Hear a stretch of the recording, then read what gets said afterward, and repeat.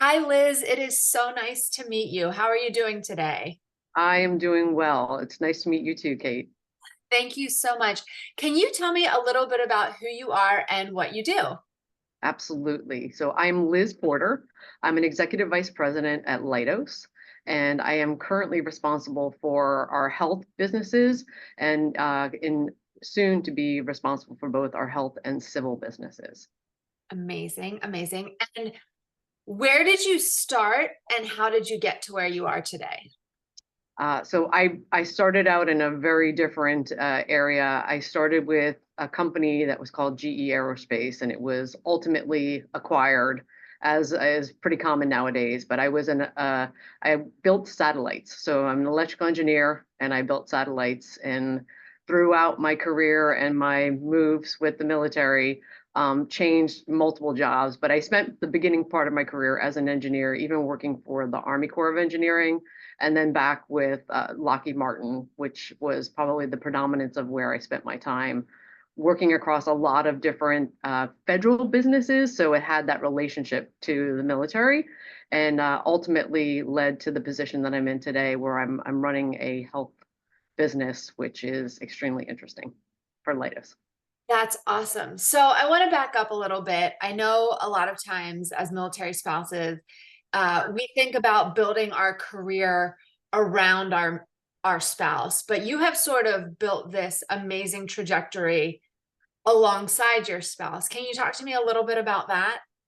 I can. So when I first started, when I was first hired, we weren't married. I was dating my husband, who was ROTC in college. And when I graduated from college, I got this job to be this satellite engineer, and it was a great job, and I was really excited about it. But as we discussed getting married and the idea of moving overseas, I knew that that was going to have to be the start of how we negotiated what jobs we did and we didn't do. And not to date myself, but back in the day, there wasn't the internet and, systems weren't centralized. And so when I moved to Japan, I really had to think about, how did I progress my career? And it was a lot harder. A lot of the spouses made decisions to not work other than teach conversational English. And I did start with conversational English because I wanted to still be productive outside the home. And I was fortunate enough through a lot of persistence and my husband's encouragement to be able to get a job with the Army Corps of Engineering while I was there. And then it was, again, moving, every time we moved, it was this negotiation and discussion of where are we moving to?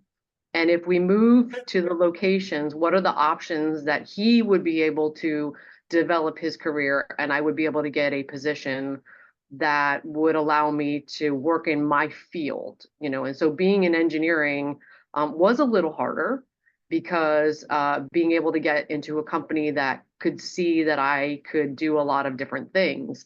I was fortunate that when we moved back to the States, I was able to be hired back into Lockheed Martin. And Lockheed Martin does a lot of work in a lot of locations, and that progressed. And so each time there were times where you have to make sacrifice. There were times where I had to maybe not get the promotion I was really hoping for because we've moved, or I've had to kind of sit where I was, where there wasn't necessarily the upward trajectory, or he had to take an assignment that was a good assignment, but not the exact assignment he wanted, or in many cases we separated. And so, he took on some roles where he would do augmentation overseas. So even as someone in the Navy, he was doing roles that were, in Afghanistan and Iraq and Kuwait, where he would be geographically separated. And it was hard, but he did that at that moment because it was a good job for him and it allowed me to progress in my career.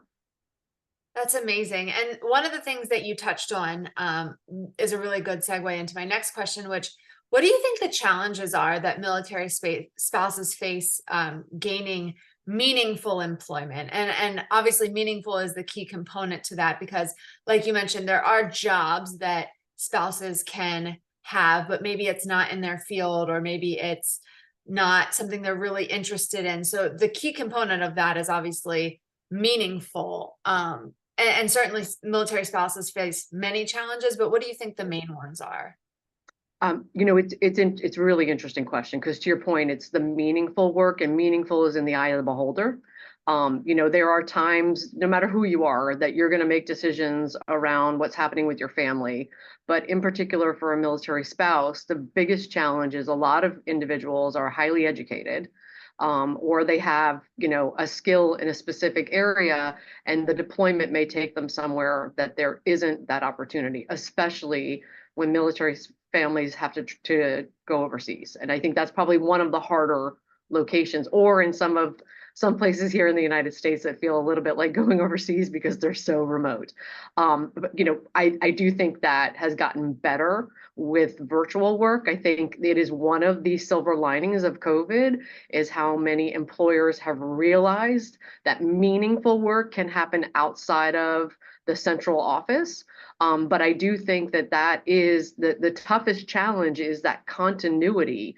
So when you think about anybody starting out their career, you're building credibility, you're building that trust of your leadership to see that you have this ability. And I think about it even as an executive leader now, looking at the individuals in my organization. It's like, how do you identify that high potential talent that you want to invest in, that you're going to groom and help grow, that you want to see them grow in your company?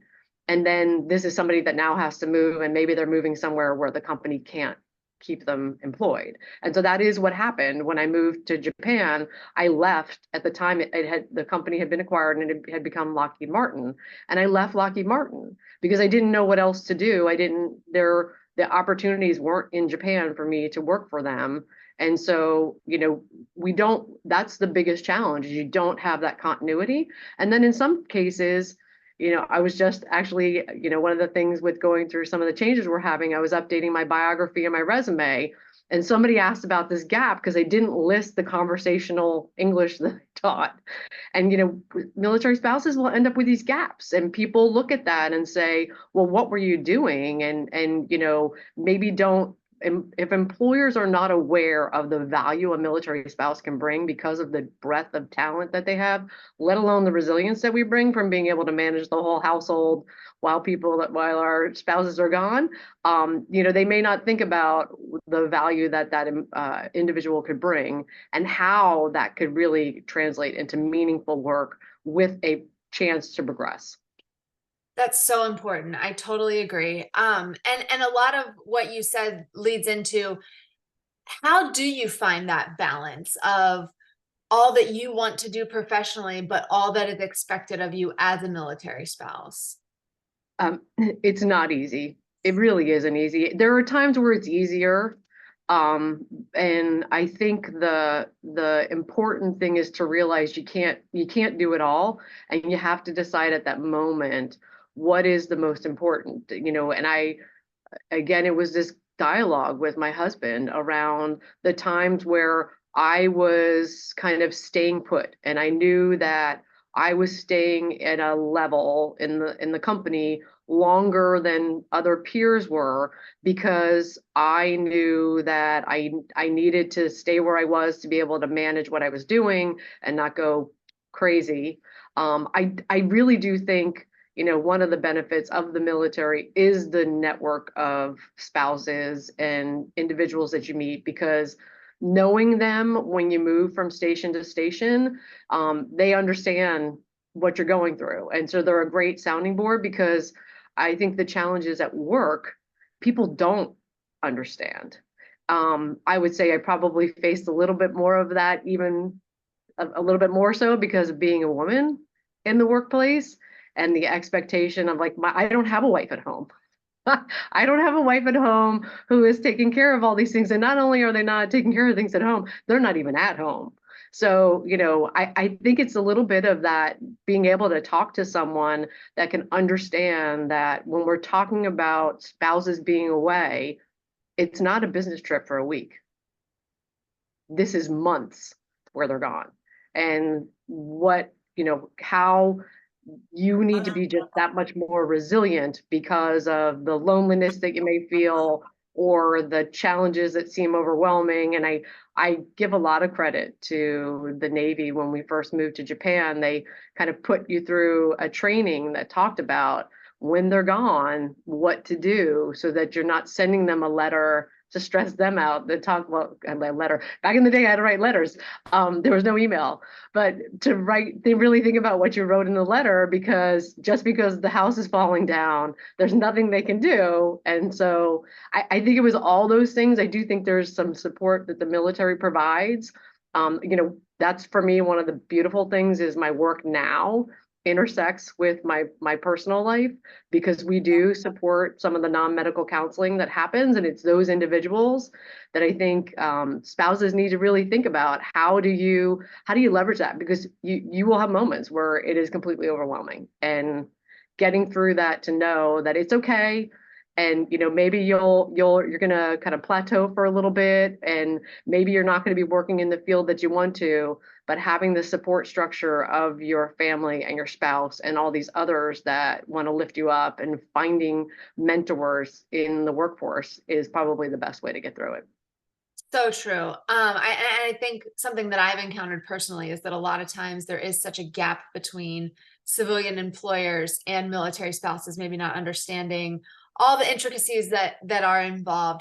If you could go back in time, and talk to your younger self and give yourself sort of a pep talk, what tips or advice would you give to that young spouse who's trying to work to navigate their career path, or trying to figure out their place professionally and as a spouse, and sort of trying to find this perfect storm of making it all work? What would you say?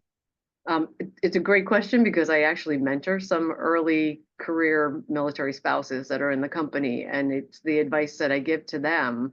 Part of it is be tenacious and speak up.